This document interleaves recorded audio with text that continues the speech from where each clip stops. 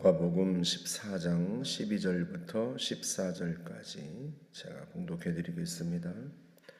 또 자기를 청한 자에게 이르시되 네가 점심이나 저녁이나 베풀거든 벗이나 형제나 친척이나 부한 이웃을 청하지 말라.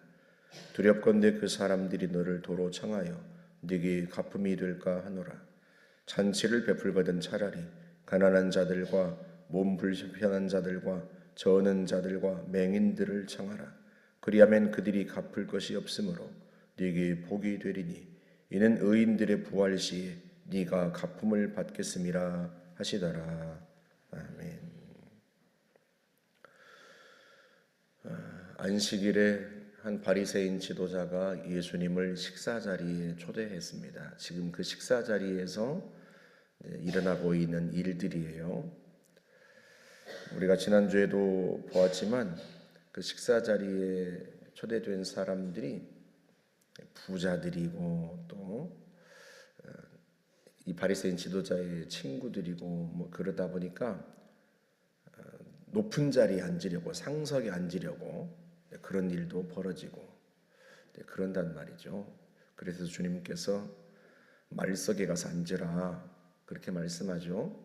그래서 자기를 높이는 자는 낮아지고 자기를 낮추는 자는 높아지리라 그런 말씀을 하신 거예요. 그 후에 주님께서 자기를 식사자리에 초청한 사람에게 그 바리새인 지도자에게 이 말씀을 하신 겁니다. 점심이나 저녁이나 준비하고 누군가를 초청하려거든 여기 있는 이 사람들처럼 부자나 네 친구나 친척들을 초대하지 말고 누구를 초대하라? 가난한 자를 초대하라. 그렇게 말씀을 하는 거예요. 그래서 가난한 자들, 몸 불편한 자들, 저는 자들, 맹인들 이런 사람들을 초대해라. 그 이유가 뭐예요? 네가 네 친구들이나 친척들이나 부유한 사람들을 초대하면 그 사람들이 다시 도로 너를 또 초대할 테고 우리 그러지 않습니까?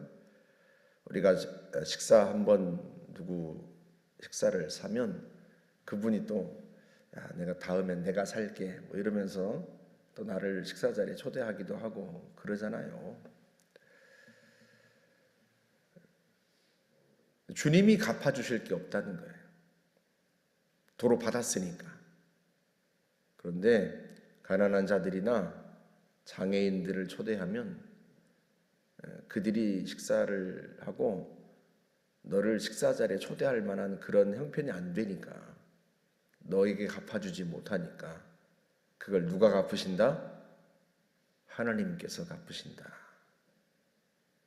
그러니 네 친구들이나 부유한 자들을 초대하지 말고 가난하고 어려운 이웃들을 초대해라. 그런 의미예요.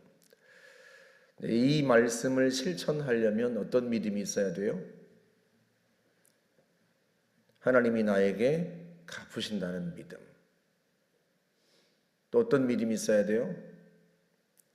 하나님이 내게 갚으시는 게 가장 복되다는 믿음. 그 믿음이 있어야 돼요. 하나님의 나라에 대한 믿음이 없으면, 하나님이 갚으실 거라는 믿음이 없으면, 하나님이 갚으시는 게 가장 복되다는 믿음이 없으면, 또한 이 땅에서 받는 것보다 하나님의 나라에서 받는 것이 가장 크고 복되다는 그 영생에 대한 영원한 것에 대한 믿음이 없으면 실천할 수가 없죠. 사람들이 왜 주님의 말씀을 순종하지 못해요? 그 영생에 대한 또는 영원한 것에 대한 소망, 갈망이 없기 때문에 그래요. 이 땅에서 누리는 것만 중요하고 이 땅에서 직접 내가 눈으로 보고 손으로 느끼는 것만 중요하다고 믿으니까요.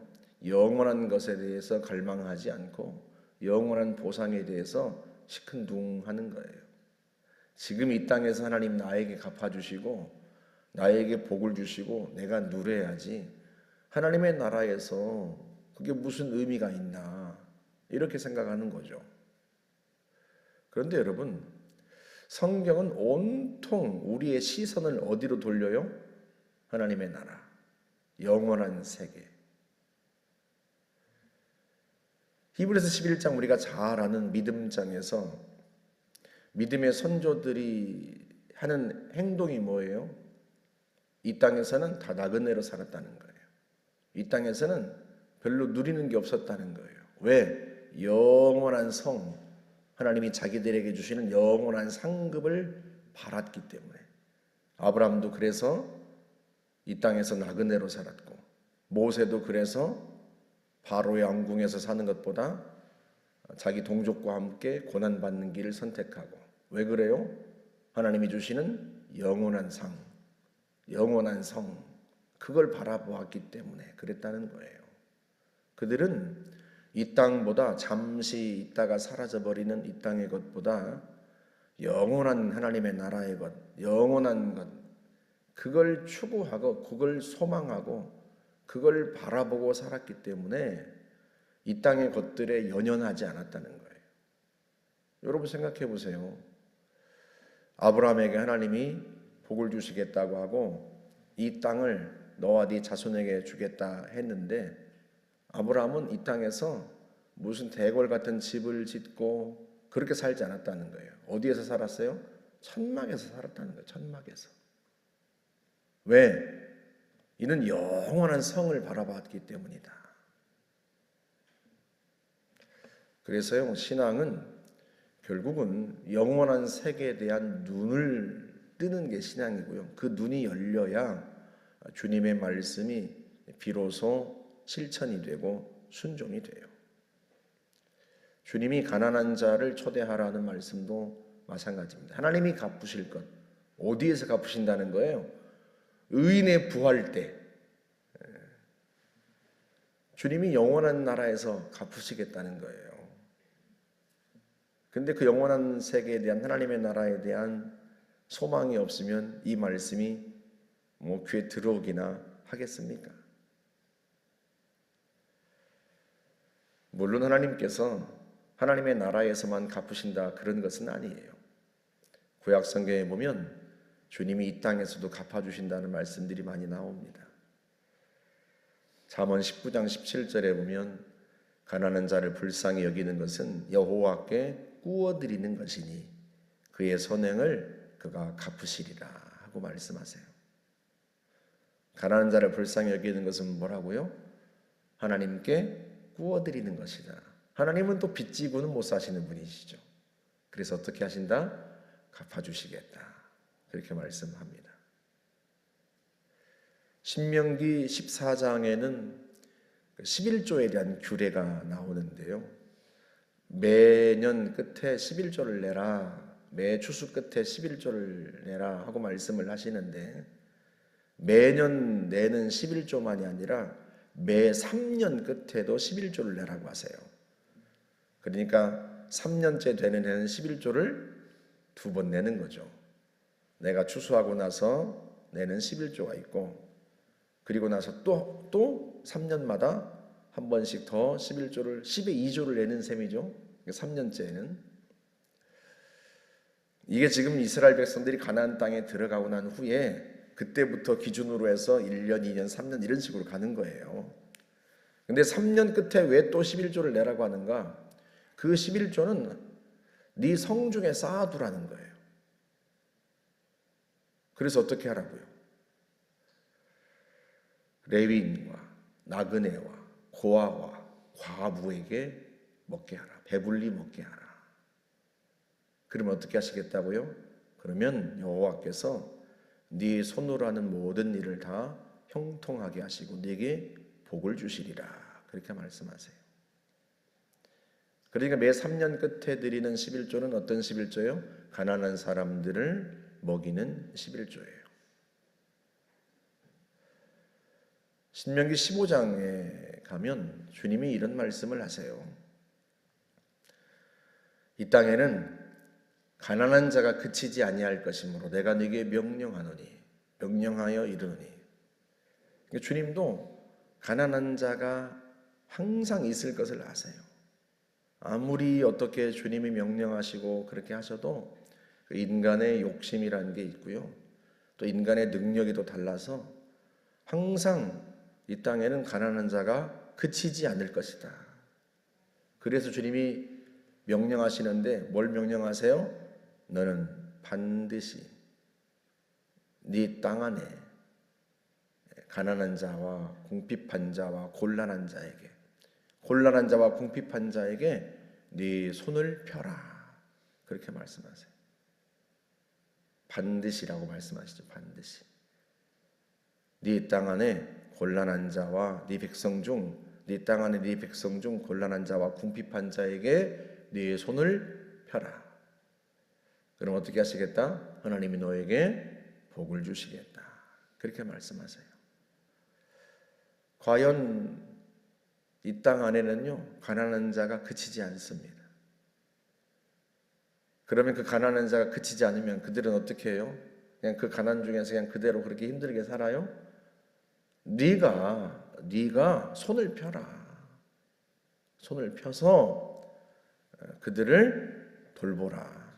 그러면 하나님께서 너에게 복을 주실 거다. 그렇게 말씀하세요. 그래서요, 하나님께서 우리에게 주시는 재물은 우리만 먹고 쓰라고 주시는 재물이 아니에요. 하나님께서 이스라엘 백성들에게 풍년을 주시고 또 그 손이 하는 모든 일들이 다 형통하게 하시는 이유는 자기도 누리지만 자기만 누리는 게 아니라 가난한 사람들도 그 덕을 보라고 그들을 돌보라고 하나님께서 복을 주시고 재물을 주시고 그런단 말이에요. 여러분, 주님께서 바리새인들과 또 서기관들의 그 질문에 대한 대답 중에서 그 모든 계명 중 어떤 계명이 가장 큽니까? 하고 물었을 때 주님이 대답하신 게 뭐였어요? 하나님 사랑, 이웃 사랑. 네 마음을 다하고 목숨을 다하고 힘을 다하고 뜻을 다하여 네 하나님 여호와를 사랑하라. 이것이 크고 첫째 되는 계명이고 둘째는 그와 같으니. 둘째도 그와 같아요. 첫째와 같아요. 그만큼 중요해요. 네 이웃을 네 몸과 같이 사랑하라. 이것이 율법과 모든 율법과 선지자의 강령이니라. 하나님 사랑, 이웃 사랑이 모든 율법이 세워진 기초예요. 기초. 이 강령이란 말이 여러분 그 모빌 있잖아요. 애기들 이렇게 모빌 거기에 다 뭘 매달아 놓잖아요. 둥그런 모빌 같은 데다가 다 이렇게 막 동물 모양, 꽃 모양 이렇게 쭉 매달아 놓지 않습니까? 그 모빌들이 매달려 있는 그 틀, 그게 강령이라는 뜻이에요. 이 틀이 무너지면 밑에 매달려 있는 것들은 다 무너지죠. 모든 계명은 하나님 사랑과 이웃 사랑이라고 하는 이 큰 두 가지의 계명에 다 주렁주렁 매달려 있는 것들이에요. 그 하나님 사랑과 이웃 사랑이 무너지면 밑에 있는 계명, 그 매달려 있는 거기에 근거하고 있는 모든 계명들은 다 의미가 없어요.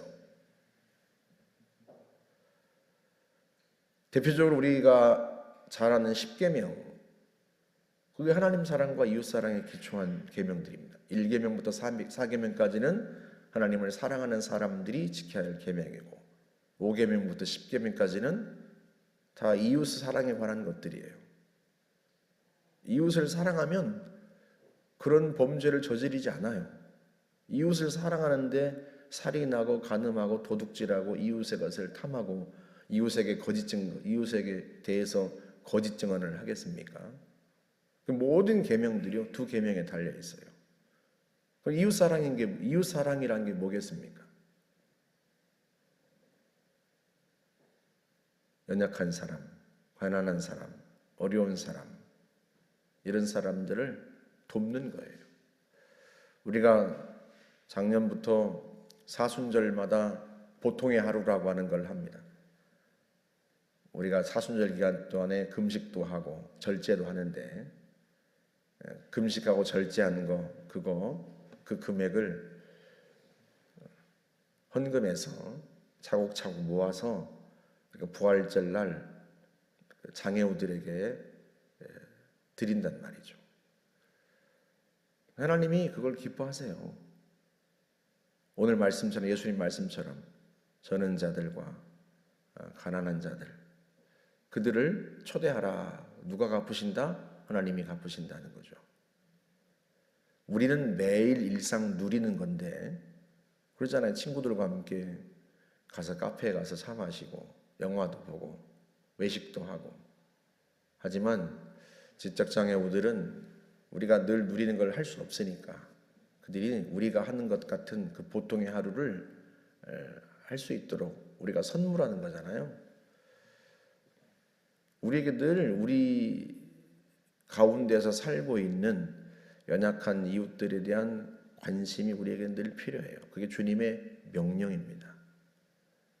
그 명령이어서가 아니라, 명령이라서 순종하는 게 아니라 우리에게 이웃을 사랑하는 마음이 있으면 기꺼이 할 수 있죠. 기꺼이. 그러면 주님이 갚으실 거다. 하나님의 나라에서 영원한 것으로 갚으시고 이 땅에서도 우리가 하는 일에 하나님이 복을 주시고, 저와 여러분들이 주님의 명령에 순종해서 내가 할 수 있는 작은 것, 그거 실천하며 살아가면 주님이 우리를 기뻐하실 줄 믿습니다. 함께 기도하겠습니다. 좋으신 하나님 감사합니다. 주님의 말씀, 주님의 명령에 순종하여 연약한 이웃을 돌보고 살 줄 아는 그런 저희들이 될 수 있기를 원합니다. 하나님 아버지, 언제나 하나님이 우리에게 주신 것에 대하여 감사하고 나보다 연약한 이웃에 대하여 내 손을 펼 줄 아는 그런 하나님의 사람들이 되게 하여 주시고, 하나님이 내게 복 주신 만큼 그 복을 나눌 줄 아는 그런 복의 통로로 살아가도록 하나님 우리의 마음을 늘 주장하시고 인도하여 주옵소서. 예수님의 이름으로 기도하옵나이다. 아멘.